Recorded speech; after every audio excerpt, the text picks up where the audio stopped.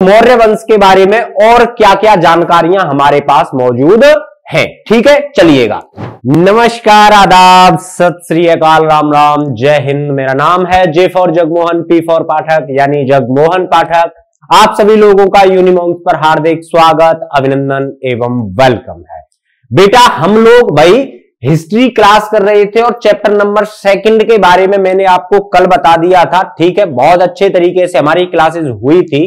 आज हम लोग वहीं से जहां से कल मैंने छोड़ा था वहीं से आरंभ करते हैं। लेकिन आप सभी से निवेदन यही है कि आप लोग ज्यादा से ज्यादा भाई शेयर क्लास को करते रहें। ठीक है भाई, सेकंड चैप्टर पे थे हम और सेकंड चैप्टर में हम बेटा आ गए थे किस चीज पे? तो हम लोग आ गए थे कि भाई मौर्य वंश के बारे में और क्या क्या जानकारियां हमारे पास मौजूद हैं। ठीक है, चलिएगा। तो क्या कह रहा है कि मौर्य वंश के बारे में जो अधिक और जानकारी है वो इसके बेटा किस तरीके से कि इसके जो पुनर्निर्माण हेतु इसकी जो समकालीन रचनाएं, जिस तरीके से मैंने आपको कल भी शायद बताया था कि बौद्ध धर्म और जैन धर्म के जितने भी टेक्स्ट हैं या ग्रंथ हैं उनमें जितनी भी जानकारी मिलती है वो किस चीज की मिलती है भाई? वो मौर्यकालीन भाई साम्राज्य के बारे में, मौर्यकालीन इतिहास के बारे में जानकारी मिलती है। ठीक है, जैसे कि अगर चंद्रगुप्त के दरबार में एक भाई दूत आया था जिसका नाम क्या था? जिसका नाम था मेगस्थनीज। जिसका नाम क्या था बेटा? जिसका नाम था मेगस्थनीज। इसके द्वारा एक पुस्तक की रचना की गई है जिसको हम किसके नाम से जानते हैं? जिसको हम इंडिका के नाम से जानते हैं। याद रखिएगा ये चीज मेरी कि चंद्रगुप्त पहले आपसे ये पूछेगा कि चंद्रगुप्त के दरबार में आने वाले यूनानी राजदूत का नाम क्या है या क्या नाम था। ठीक, अच्छा जी, आपको नाम याद रखना है मेगस्थनीज। ठीक, अब आपसे पूछ लेगा कि मेगस्थनीज के द्वारा एक जो किताब लिखी गई है उसका नाम क्या है, तो आपको याद रखना है उस पुस्तक का नाम क्या है? इंडिका। ठीक है, अब दूसरा जो और इसके समकालीन जो रचनाएं हैं या फिर जो मौर्यकालीन का इतिहास या मौर्य साम्राज्य का जो इतिहास बताता है वो बताता है कौटिल्य या चाणक्य की पुस्तक अर्थशास्त्र। बेटा ध्यान रखिएगा, कौटिल्य, चाणक्य और इसी का एक और नाम हुआ करता था जिसे हम विष्णुगुप्त के नाम से जानते हैं। इसको हम और किसके नाम से जानते हैं? तो चाहे विष्णुगुप्त हो, चाहे कौटिल्य आए, चाहे चाणक्य आए, ये तीनों नाम एक ही बात है। जिस तरीके से आपका नाम घर में गोलू होता है, ठीक है, बात समझना मेरी, बाहर आपके दोस्त आपको आपके नाम से पुकारते हैं, आपकी मम्मी आपको बेटा, लाला या कुछ और कह के पुकारती है, तो वही इनका नाम था। विष्णुगुप्त कह लो, चाहे कौटिल्य कह लो, चाहे चाणक्य कह लो, इनकी एक पुस्तक है जिनका नाम है अर्थशास्त्र। ठीक है, कौटिल्य चाणक्य की अर्थशास्त्र। अर्थशास्त्र याद रखना, इसमें कोई भी इकोनॉमी की चीजें नहीं है ना।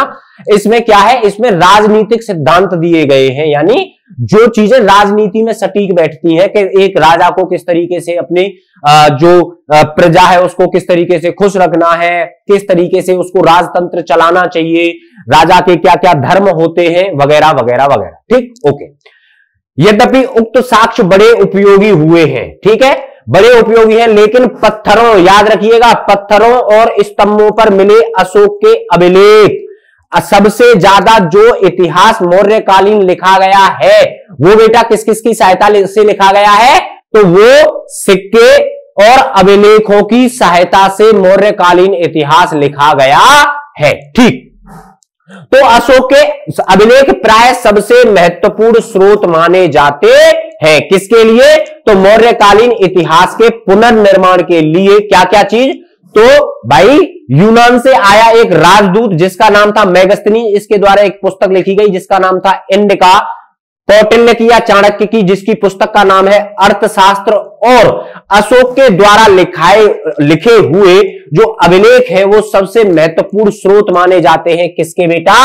तो मौर्यकालीन इतिहास के। अरे पापा की परियो, मम्मी के मगरमच्छों, इतने गजब तरीके से क्लास चल रही है, आपको बस शेयर करते रहे बेटा। सीयूईटी 2024 में ध्यान रखिएगा मेरी ये बात कि सीयूईटी 2024 में अगर आपको हिस्ट्री डोमेन के अंदर 200/200 चाहिए तो आज ही क्लास को ज्वाइन करें बेटा।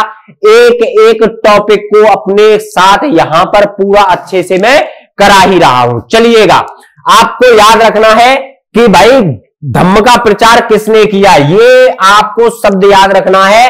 तो अगर आपसे पेपर में पूछ लिया जाए कि धम्म का प्रचार किसने किया, तो याद रखिएगा धम्म का प्रचार अशोक ने किया। किसने? अशोक ने किया। अच्छा जी, इसके एक पुत्र महेंद्र और क्या हुआ करती थी? महेंद्र, और इसकी पुत्री का नाम था मैं भूल गया इसकी पुत्री का नाम, अभी तक मुझे याद था। चलिए कोई बात नहीं। तो अशोक ने अपने अभिलेखों के माध्यम से, किसके माध्यम से? तो अभिलेखों के माध्यम से किसका प्रचार किया? धम्म का प्रचार किया। ठीक है भाई, यहां तक एकदम समझ में आया, क्लीन एंड क्लियर हुआ। चलिएगा आगे चलते हैं बेटा। अब बात है कि साम्राज्य का एडमिनिस्ट्रेशन कैसे काम किया करता था, या साम्राज्य का जो प्रशासन है वो किस तरीके से काम किया करता था। देखिए मैंने आपको कई बार बताया है कि मौर्यकालीन इतिहास जब हम पढ़ते हैं तो मौर्यकालीन इतिहास में हमें पता चलता है कि मौर्य काल के 5 सबसे महत्वपूर्ण केंद्र थे जो क्या काम किया करते थे? जो प्रशासन का काम किया करते थे। प्रशासन का मतलब है एडमिनिस्ट्रेशन संभालना, यानी सारी चीजें देख रेख उनके माध्यम से ही हुआ करती थी। ठीक है, तो मौर्य समाज के 5 प्रमुख राजनीतिक केंद्र थे, 5 मेजर पॉलिटिकल सेंटर। ठीक है भाई, 5 मेजर पॉलिटिकल सेंटर। ठीक है, याद रखिएगा। इनमें क्या क्या था? इनमें राजधानी पाटलिपुत्र सबसे महत्वपूर्ण थी। भाई मगध की राजधानी का नाम क्या है? तो आज अगर हम अब बोले कि प्रारंभिक राजधानी क्या हुआ करती थी मगध की, तो मैंने आपको बताया है कि राजगहा क्या थी? प्रारंभिक राजधानी थी। अगर बात की जाए कि बाद में राजधानी कौन सी बनी, तो बाद में राजधानी पाटलिपुत्र को बना दिया गया। कब बना दिया गया? तो करीब करीब 4th सेंचुरी के आसपास पाटलिपुत्र को भाई मगध की राजधानी बना दिया गया था। तो दोबारा से सुनते हैं कि राजधानी पाटलिपुत्र और 4 क्या हुआ करते थे? 4 प्रांतीय केंद्र हुआ करते थे, जिनमें क्या है बेटा? जो तक्षशिला है। तक्षशिला आज कहां है? प्रेजेंट डे की बात करें तो ये पाकिस्तान में मौजूद है। उज्जैनी, तोसाली और सुवर्णागिरी। सुवर्णागिरी मतलब कर्नाटक वाले क्षेत्र। ठीक है, इन सब के उल्लेख अशोक के अभिलेखों में किया गया है। याद रखिएगा मेरी बात को। अब मेगास्थनीज क्या कहता है? मेगास्थनीज ने सैनिक गतिविधियों संचालन के लिए एक समिति, याद रखिएगा, और 6 उप समितियों का उल्लेख किया गया है। क्या बताता है मेगास्थनीज मौर्यकालीन इतिहास के बारे में? कि मेगास्थनीज ने सैनिक अगर गतिविधियों की बात की जाए, सैनिक गतिविधियों के संचालन की बात की जाए, तो किसकी बेटा?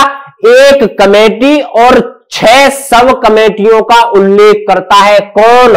मेगास्थनीज। याद, ये चीज बिल्कुल याद रहेगी, पेपर में डायरेक्टली आपसे क्वेश्चन यहीं से पूछेगा कि मेगास्थनीज ने सैनिक गतिविधियों के संचालन के लिए कितनी समितियों का उल्लेख किया है। तो या फिर आपसे यहां से आ जाएगा मैच द फॉलोइंग वाला। ठीक है, एक एक क्वेश्चन मैं आपको अपने तरीके से बता रहा हूं, एक भी क्वेश्चन छूटने नहीं दूंगा। आप अपनी पुस्तक खोल के रखिए, पेज बाय पेज पढ़ते रहिएगा। एक एक चीज मेरे लाल मेरे पीलो पापा की परी और मम्मी के मगरमच्छों, एक एक चीज आपकी अगर क्लियर नहीं हुई तो बेटा फिर पढ़ाने का फायदा ही क्या। इसीलिए कह रहा हूं कि एक एक चीज अच्छे से क्लियर हो रही है, अपने नोट्स बनाइए, ताकि आप जब मार्च के लगभग प्रिपरेशन इसकी अच्छे से करेंगे, एकदम दबा के करेंगे, तो आपके पास सिर्फ व सिर्फ किसका टाइम होना चाहिए? रिवीजन का टाइम होना चाहिए। बात समझ में आई? एकदम क्लियर हुआ। चलिएगा आगे बात करते हैं। अब बात आती है अ डिवाइन किंग की, मतलब एक दैविक राजा की। दैविक राजा का मतलब क्या होता है? दैविक राजा का मतलब होता है कि राजा ने अपने आप को कहा है कि मैं तो देवता तुल्य हूं, अर्थात इसका मतलब यह हुआ कि मेरे पास दैवीय शक्ति है। अब मीनिंग समझ में आ गया ना? ये जो राजा हुआ करते थे अपने आप को क्या कह रहे हैं कि भाई मैं देवों के तुल्य हूं, अर्थात मुझ में दैवीय शक्ति है, या फिर मुझे देवताओं ने ही यहां पर राज करने के लिए भेजा हुआ है। ठीक, क्लियर मीनिंग हुआ। चलिएगा, कुछ इतिहासकारों का मानना है कि मूर्तियों के जरिए कुषाण अपने आप को किसके तुल्य समझते थे? तो देव तुल्य समझते थे। याद रखिएगा, आपसे क्वेश्चन यही आने वाला है कि सबसे पहले कौन से राज्य या फिर कौन सी डायनेस्टी ने यह समझा कि हम देव तुल्य हैं। अगर बात आए ये तो चीन के राजा, याद रखिएगा, चीन के राजा अपने आप को सबसे ज्यादा समझते थे कि हम देव तुल्य हैं, या फिर हम लोग देवताओं के समान हैं। कई कुषाण शासकों ने अपने नाम के आगे किसकी बेटा, तो देवपुत्र की उपाधि लगाई। याद रखिएगा देवपुत्र की उपाधि का मतलब क्या है। जैसे आपका नाम मान लीजिए रमेश है ना, चाहे विवेक है, चाहे आपका नाम कोई भी नाम रख लीजिएगा। जैसे मैं अपना नाम बताऊं कि जगमोहन पाठक है मेरा नाम, ठीक है। तो अब मैं अपने नाम के आगे पहले क्या लगा लूं, देवपुत्र जगमोहन पाठक, देवपुत्र शुभम शर्मा, देवपुत्र ऋषु कुमार, ये ऐसे इस तरीके से क्या हुआ था, तो ये अपने नाम के आगे देवपुत्र लगा दिया करते थे। कौन से रूलर, कुषाण रूलर। याद है, अबे एक एक पॉइंट इतने अच्छे से क्लियर हो रहा है आपका। एक एक क्वेश्चन यहां से, अगर क्वेश्चन ही यहां से आएगा, आगे यहां से क्वेश्चन नहीं आ सकता है। 200/200 सीयूईटी 2024 हिस्ट्री डोमेन का मतलब 200/200, एक भी क्वेश्चन छूटने नहीं दूंगा।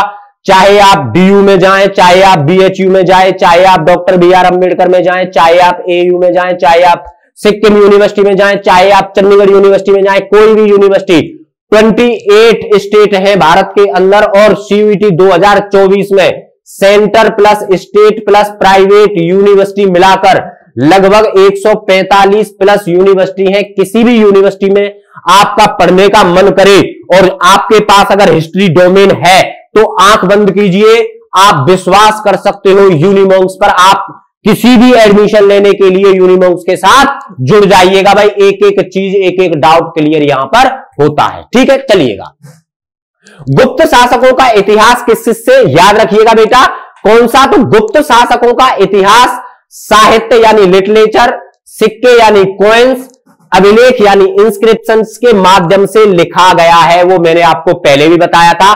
साथ ही कवियों द्वारा अपने स्वामी की प्रशंसा में लिखी हुई प्रशस्तियां भी उपयोगी रही है। जैसे कि मोस्ट इंपोर्टेंट है इलाहाबाद पिलर स्तंभ। क्या, तो इलाहाबाद पिलर स्तंभ, इलाहाबाद स्तंभ अभिलेख के नाम से प्रसिद्ध प्रयाग प्रशस्ति की रचना किसके द्वारा की गई थी। यहां से क्वेश्चन बन गया रे, यहां से क्वेश्चन बन गया कि हरिसेन के द्वारा किसकी रचना की गई थी। तो याद रखिएगा, आपसे क्वेश्चन में इलाहाबाद स्तंभ अभिलेख पूछा जा सकता है, या फिर यही नाम दे दिया जाएगा, प्रयाग प्रशस्ति की रचना हरिसेन ने की थी, जो स्वयं कहां था, जो स्वयं गुप्त सम्राटों के सबसे शक्तिशाली सम्राट समुद्रगुप्त का राजकवि था। चलिए, आपसे दूसरा क्वेश्चन ये पूछ लिया गया कि भारत का नेपोलियन किसे कहा जाता है, तो भारत का नेपोलियन समुद्रगुप्त को ही कहा जाता है। अच्छा जी, दूसरा क्वेश्चन एक और आ जाएगा कि वीणा वादक प्लेयर के नाम से या वीणा वादक के नाम से कौन से राजा को जाना जाता है, तो इसी को जाना जाता है, समुद्रगुप्त को ही जाना जाता है। अच्छा जी, हरिसेन ने किसकी रचना की थी, तो हरिसेन ने प्रयाग प्रशस्ति की रचना की थी, जो हम एक और नाम से जानते हैं, इसे इलाहाबाद स्तंभ अभिलेख के नाम से जानते हैं। गुप्त सम्राटों का सबसे शक्तिशाली सम्राट किसको कंसीडर किया जाता है, तो समुद्रगुप्त को ही कंसीडर किया जाता है। हरिसेन किसके राज्य कवि थे, तो हरिसेन समुद्रगुप्त के ही राजकवि थे। यहां से मैंने आपको लगभग आज की क्लास से 6 से 7 क्वेश्चन बनाकर दिए हैं।